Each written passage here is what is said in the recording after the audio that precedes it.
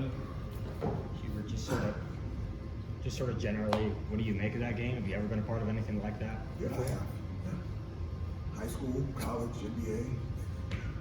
I've been a part of a lot of games like that. But in terms of the extent of the longevity of the back and forth, those late games. I've been a part of those games too. High school, college, NBA. As a coach, assistant coach, head coach. So, at the end of the day, Alabama made one more play than we did. And, I walked in the locker room and a number of the guys had their head down, and I told them to pick their head up. I said, I'm just as disappointed in terms of the final outcome, but I can't be any more proud of them about the way that they competed. And I said, for whatever reason, the ball didn't bounce our way, and that's life. Sometimes things don't go your way, and so when they don't go your way, you have a choice. And I told the team, you can whine and complain and point fingers and make excuses and stay down, or you can get back up and compete and fight. And that's what this program and this is what this team has always done, and we'll continue to do that the remainder of the season.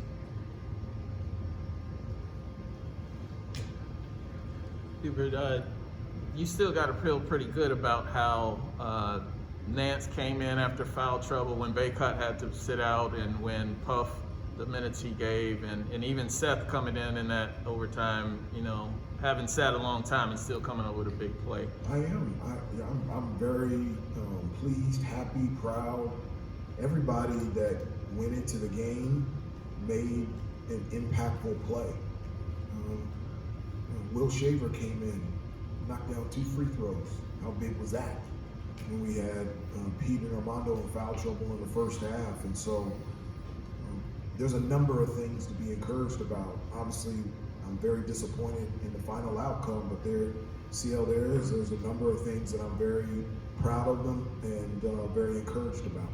I also want to ask specifically about Leaky and his defense early on Brandon Miller. That and foul trouble, he never really got into a groove offensively. Look, I know there's, first of all, Brandon Miller's a pro. Plain and simple, period, the end, he's a lottery pick. I know that there's other defenders, good defenders in the country. I know that I'm biased. I don't think there's anyone better than Leaky. He's just amazing. Throughout his entire career, specifically this year, leading scorer for College of Charleston, got nothing against Leaky. Leading scorer for James Madison, nothing against Leaky.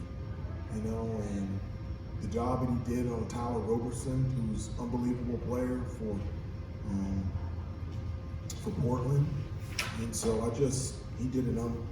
I'm so proud of him defensively, and the reason why Brandon struggled from the floor was because of the defensive Leaky. And Brandon's a fantastic player. Hubert, do you leave out of here with Nope. You're not going to leave? No. Do you leave out of here with, in terms of things to clean up, like late clock execution? It is, yes. That's one of the things. There's 2 things. One, yes, late clock execution, something that has got to improve and get better. Let me stay specifically with that. A lot of late clock execution, good or bad, really comes down, does the ball go in or not? We had a number of looks in those situations, mid-range jump shot, 3 that normally we make, and we just didn't make it. And so it's a make or miss game, make or miss league. The other place that we have to clean up is, I think we're a really, really good defensive team for the first 20, 25 seconds. It's those late shot clock, just trying to stay disciplined in terms of our technique and things that we have to do. But those are 2 things that we need to clean up, but I'm very encouraged about a number of things. What is your philosophy on this late game offensive sets? What do you want out of those? I want a made basket. I do. I want a made basket. A lot of, I felt like we, obviously in those situations, want to attack the basket, because I feel like we have guards to be able to do that and be able to score and get fouled. But you have to compliment Alabama. You know, they've got 6'10" and 7-footers in there. So that makes it difficult to get into the lane and finish. But I felt like we had a number of chances to win the game. We had open looks from 3, from mid-range. We just didn't make them. And at the end of the day, we had our chances and we just came up short. Hubert, is it because of how, and you mentioned the other day, this year's group is not last year's group, it's a whole new group, but I just want to know, is it because of how you guys responded through February, through the last season, that you seem like you've got still plenty of optimism? Is it more the calendar, the group you're with? You leave 1 and 2, obviously that is a disappointment, but it doesn't seem like you're too down on yourself or this team after this ending. Not the way you'd like to. I wanted a little bit of insight into why that is. Well, I'm a positive guy. I like being positive. Like, after seeing, I know we left this tournament 1 and 2, but why would I be discouraged about the way that we competed and played? That would be negligent on my part to walk away and think that this is a disappointment. Second of all, it's only November. We've played 7 games.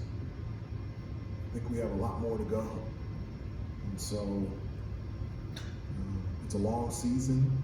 I feel like we're taking steps forward to be the best that this year's team can be.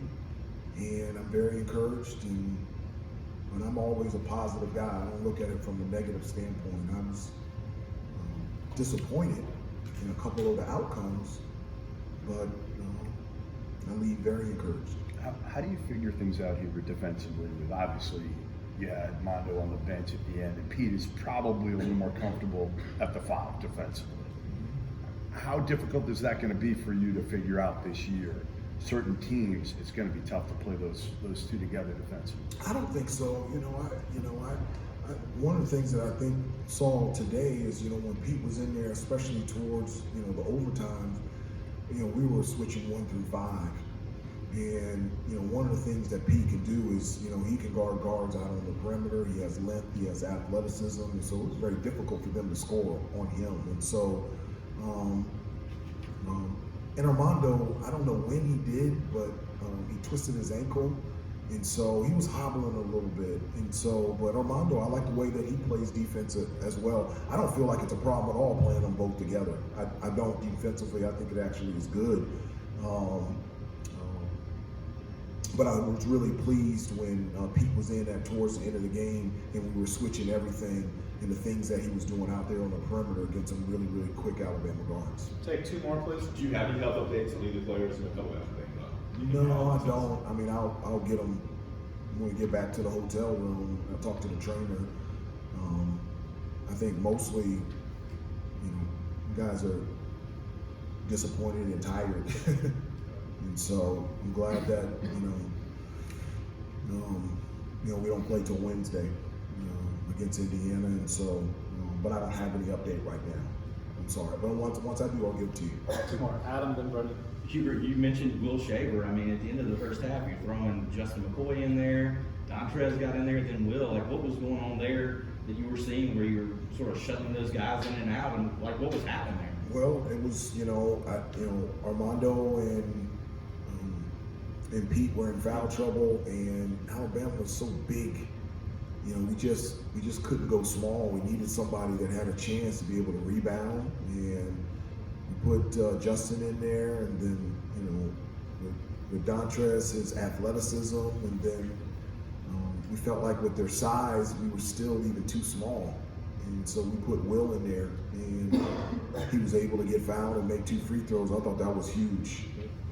That's a tough situation to be in. I thought he responded extremely well. Last one, Brody.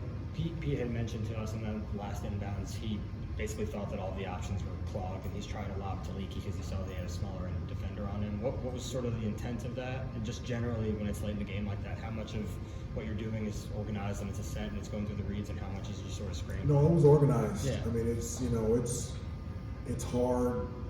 It's probably the most difficult place to throw a ball in bounds in a deep corner. But I knew exactly what to draw up and what to do in order to get the ball. The ball was supposed to go to RJ. And so we had Puff go to the other side. Caleb was supposed to curl around. As he curls around, then Leaky was supposed to get RJ, and then RJ come to the ball. So we have three options. We had RJ coming this way, we had Leaky coming towards the ball, and then we had Caleb right there. And so we had three options. I know there was some contact there, a lot of holding, and different stuff like that. But we had the play that we wanted, and as soon as I wanted the ball in the hands of RJ, I felt comfortable with him to be able to create and be able to get a shot for us to win it. All right, thanks everybody. Thanks,